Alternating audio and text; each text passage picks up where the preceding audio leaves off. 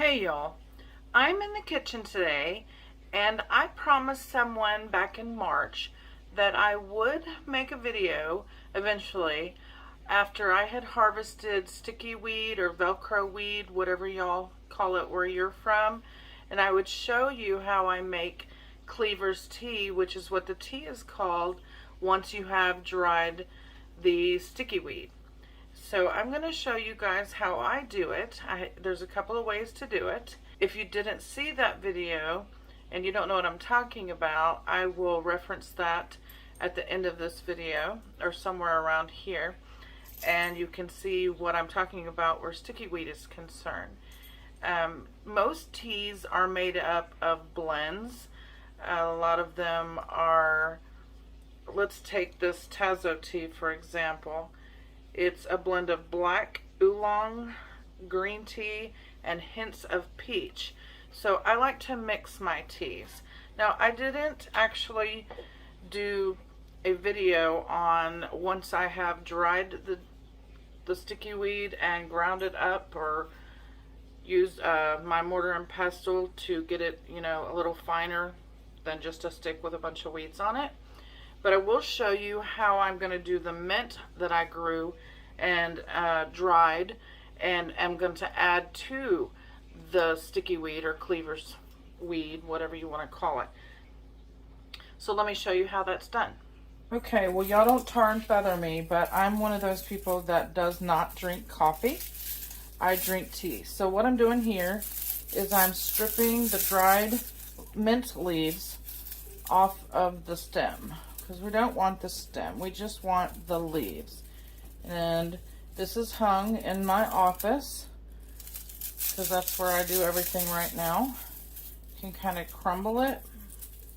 Not sure how well y'all can see what I'm doing, but just kind of crumble it and pull it off. It does kind of throw things everywhere, but we'll clean up the mess when we're done.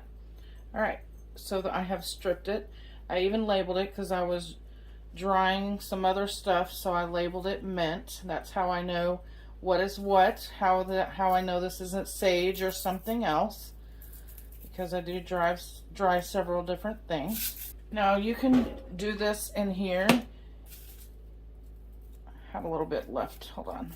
Let me get that off the stem. Get that stem out of there.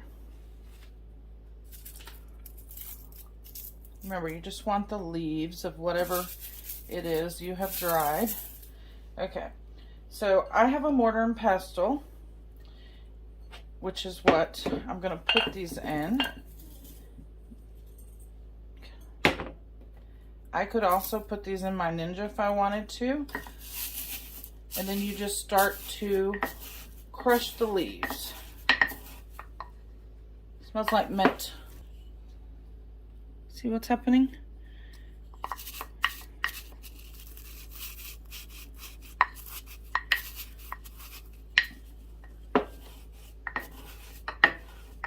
That's what these are used for, in case y'all didn't know. I guess this is appropriate for the month of October if you're making a witch's brew, if you're into that sort of thing. Which, I'm not a witch. But anyway. So I have crushed my leaves, and I have already crushed the cleavers, the sticky weed, and I'm going to add this to that. And just so y'all know, I'll be drying some rose petals and adding those in here. If you don't know tea combinations, you can look some up online. Then just kind of mix them up. And now I have the sticky weed and mint together in this one container. And like I said, I'm going to dry some rose petals and crush them up and add them as well. So like I said, I don't drink coffee, and I don't even drink hot tea except during the colder months. I have this little teapot right here. It's a tea bloom pot. Can you see it? And right now it has a little flower in it, which you can order from that company, and I'll put that below. No, they're not. This isn't a sponsored video. It's just a product that I use and like. So I wanted to show y'all what it's like with one of their little flowers in there. So basically the teapot has this infuser basket, which is where you put your leaves or flowers or whatever it is you're making your tea out of. It has little slots right here. I don't want to drip on the floor. It has little slots, which is where the water comes through. That's how that works. And that just sits down in the pot, and the pot can be put on the stove, or you can use like a Keurig or whatever if you want and pour the water in from like another cup. It just depends on what kind of stove you have. But this teapot can be used, this tea kettle can be used on the stove. Can you see the flower that's in there? It's pretty.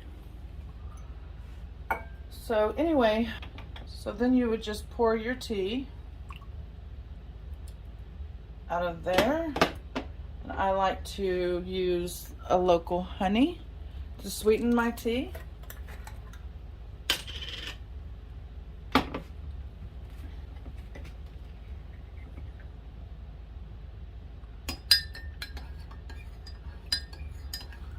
And that's how you use the tea bloom pot. So another option for using tea leaves, and I also use the Tazo and other brands, is this little basket. Can you see that? See how it opens? You would just put your tea leaves in here, and then you would put this down in your cup and pour hot water over it. So you have your tea leaves here, you would have this in your cup, and then you would pour your hot water over it, let this steep in your pot, in your little cup, and then when you've let it steep long enough, maybe 5-10 minutes, might get cold after 10 minutes in your area, but anyway, you would take this out and then add whatever sweetener if you wanted sweetener, and that's how you use these little things.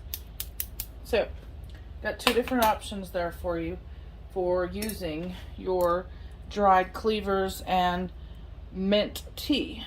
So I am going to pour this out and put some of these in here and show you that real quick. And no, we don't use dainty little cups around here. This is Texas, everything's bigger. So I'm gonna put the infuser basket back in there. I'm gonna put about 2 spoonfuls of the leaves in there.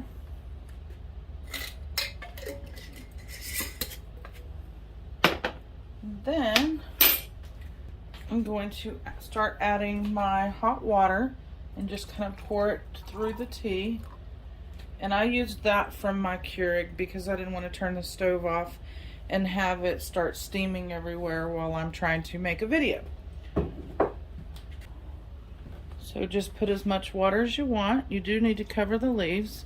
If you're only having 1 cup of tea, then you would, like I'm using this cup, my Christmas mug, fill it to the top and then pour it in there. I'm gonna add a little bit more water for about 1/2 a pot, and then I'm gonna let that steep. You can put the lid on and just let that sit there and steep for a while. About 5 minutes is usually good. Yeah, so we're gonna let this sit here for about 5 minutes and then we'll be back. You can also use the tea bloom teapot with like the little tea bags. You just would put that in there instead of the loose tea leaves. So works for that.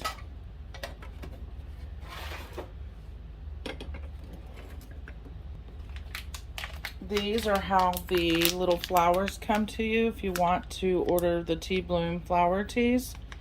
This one's Eternal Love. Looks like it is a big flower head in the package. And if you wanted to use this in your cup,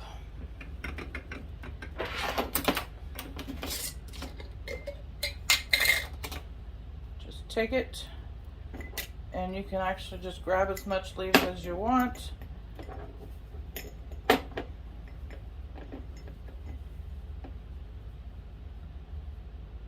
fill the whole thing up if you want. It's full of the tea leaves, the Cleaver tea leaves. And then I would just sit this in my cup of hot water. So that's how this one, now you see how this one works. And there are other kinds too. That's just the 2 kinds of loose tea things that I use.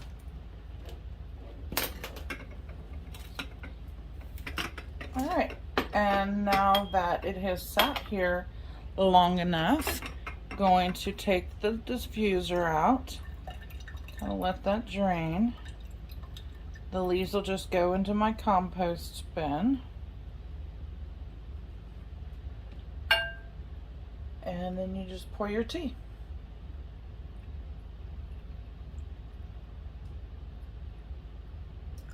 And going to add some honey.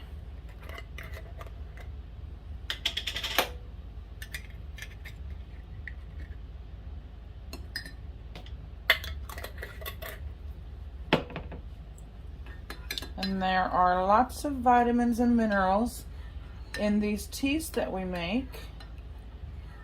It's not everyone's cup of tea, pun intended, but like I said, I don't drink coffee. It's too strong for me at this stage of life.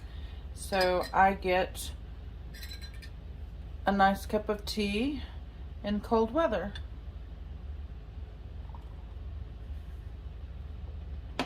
Very good.